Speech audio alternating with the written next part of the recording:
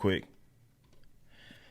I want people to understand that this whole idea that there's people that just because we are, I don't even want to say in agreement. I think what often happens is it's like this in the political aspect as well, where you get people that are on the same maybe side of a particular person or position.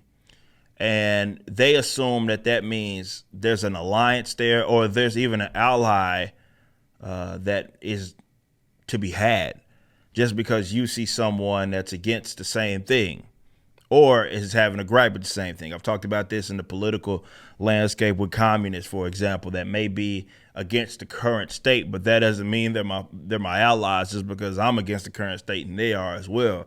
Definitely considering that we're ideologically different.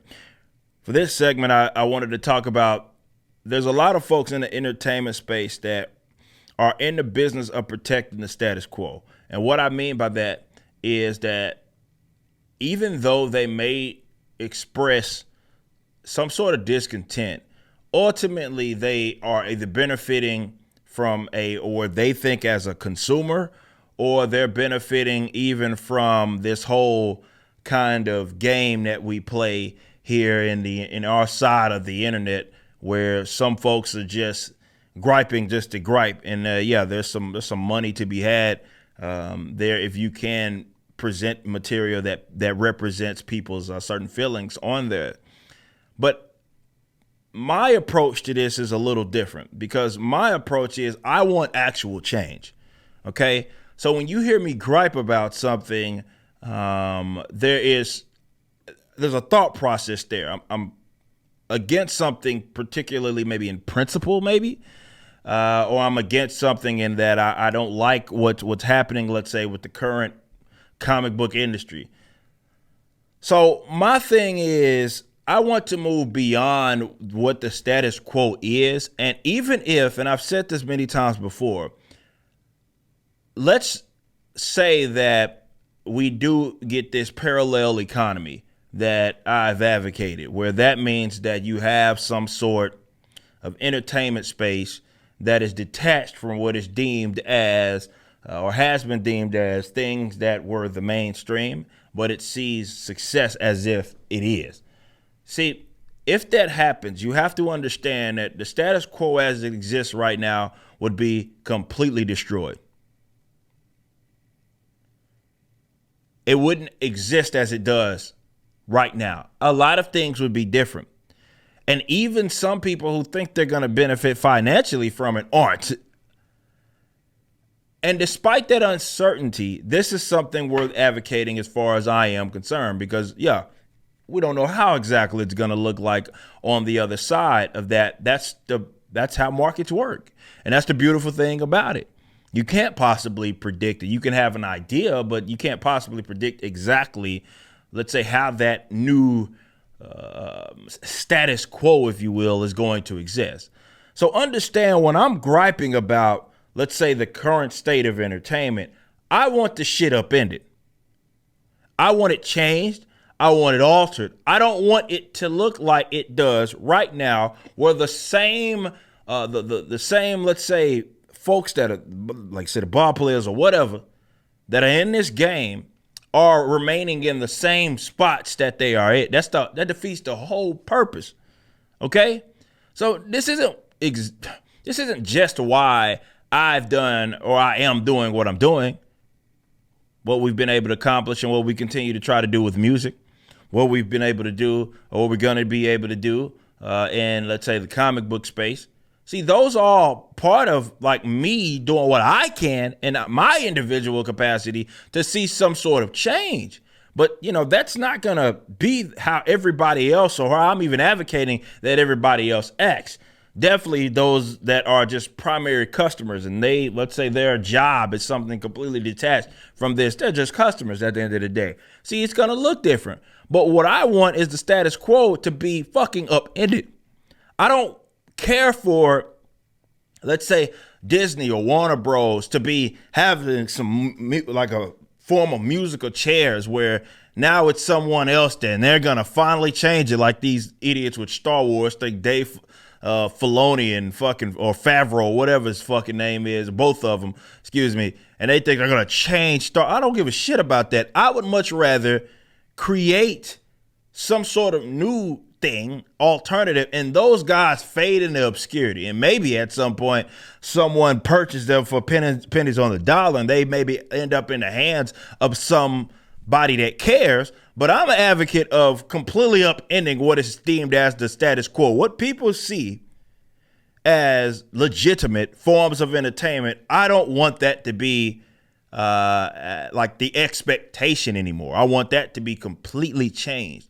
So this is why my approach certainly has been what it has been recently, because look, I went through my chance or the phase, let's say, where I was like, okay, I am going to hammer home the amounts of different, let's say, material that existed that was better than this. You know, I used to do those long form, like I did the Who is Thanos series and all of that. And I was talking about the old stories and all of that, because that was to compare and contrast. And then I would have like even current comic books and say, okay, this one's dog shit, this one's good. But then, you know, you start to realize that, okay, none of this is changing, because this is something that's way bigger than myself.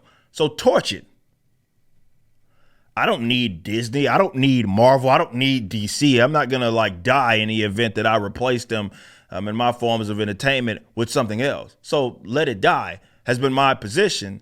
But I know in doing so, again, this looks different. Where people have gone for decades even for their forms of entertainment is not going to be around in the event that, let's say, it moves in a direction that I'm talking about. It's not going to look like it has historically.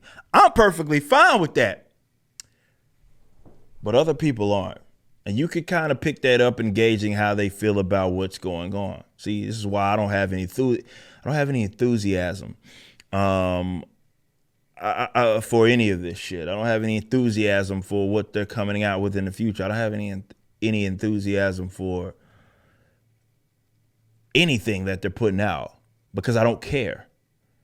Like, for me, if they fade into obscurity, I'd be perfectly content and perfectly fine with that. We'd have more options. We talked about this in a segment before about the whole decentralization. And that's a benefit that I think a lot of people lose sight of in the event that, let's say, people started to reroute their attention, focus, and customers' money. If they rerouted that to something else, you know, to people that don't hate them, there's going to be many smaller entities as opposed, and they see success, but as opposed to just big mega corporate entities that own a bunch of products. And that's going to look different. It's going to look different. I'm perfectly okay with that. Other people aren't. And you can pick that up when you know, the latest movie comes out, or the latest, like, some people are there to protect the status quo, even if it seems like they're in opposition to something that's being put out.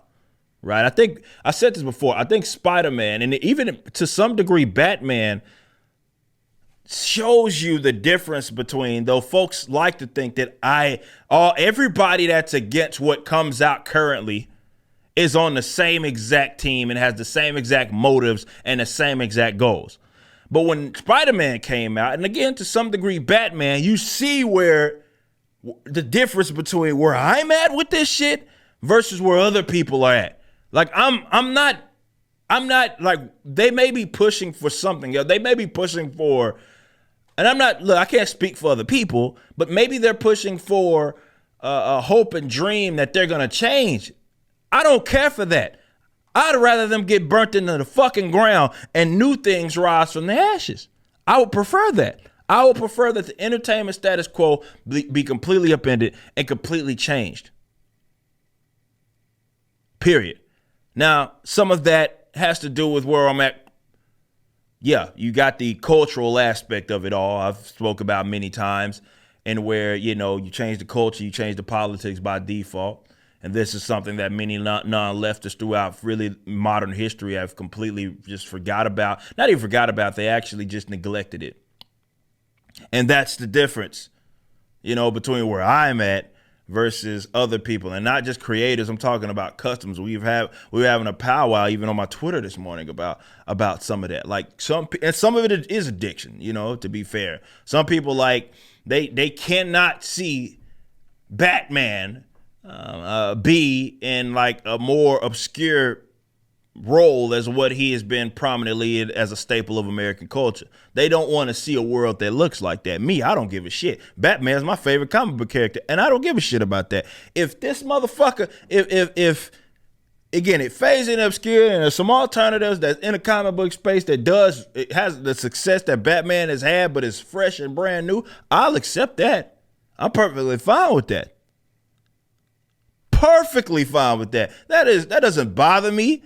That doesn't make me feel some kind of way.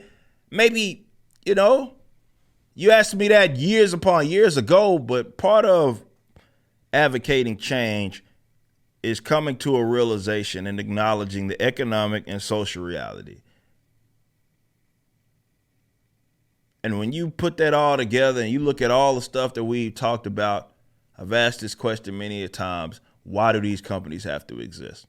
Aside from just people holding on to nostalgia, people holding on to their childhoods, and the fact that these companies have just been, or some of them have been around for a couple of generations now, who says they have to be around forever? Nobody. It's just an expectation. It's just the status quo. So remember that when you're sitting there fucking comparing creatives to each other just because, he doesn't like this woke shit and that guy doesn't like the woke shit, or whatever they want to call it, therefore they're on the same team. No, not necessarily. And maybe we're cool and even cordial, but that doesn't mean that what we advocate are the same things. Just being in opposition to something is not a